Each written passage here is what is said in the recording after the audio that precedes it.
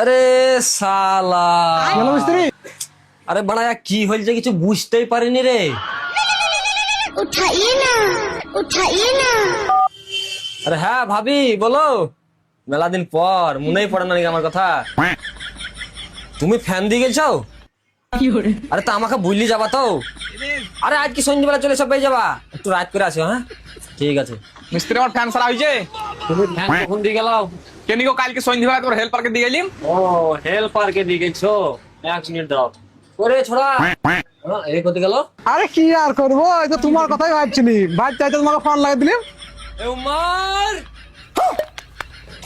হ্যাঁ মিস্ত্রি বলো। এই ভাই যে ফ্যানটা ঠিক করতে লেগেছিল কালকে, ফ্যানটা ঠিক হয়েছে? না গো মিস্ত্রি হয়নি।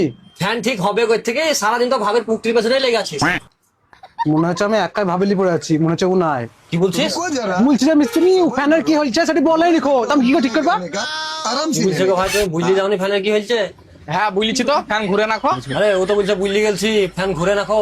আরে মিস্ত্রি ফ্যান খারাপ হয়ে গেলে ঘুরে না, কেনি ঘুরে না সেটি তো বুঝতে হবে।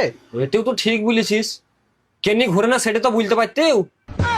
আরে মিস্ত্রি কেন ঘুরে না তোমরা জানবে, আমি কি জানবো? ফ্যান খান কার? আমার। তাহলে কে জানবে? আমি। তাহলে বলো কি হয়েছে তবেই তো ঠিক করবো।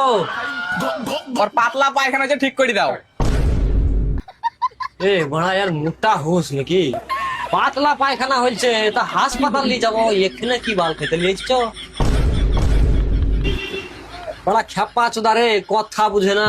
কে কথা বোঝে না? আমি। তুমি লাই তো কি আমি? ভাই তুমি আমার ফ্যান ঠিক করে দেবো কি করে দেবো না সেইটা বলো।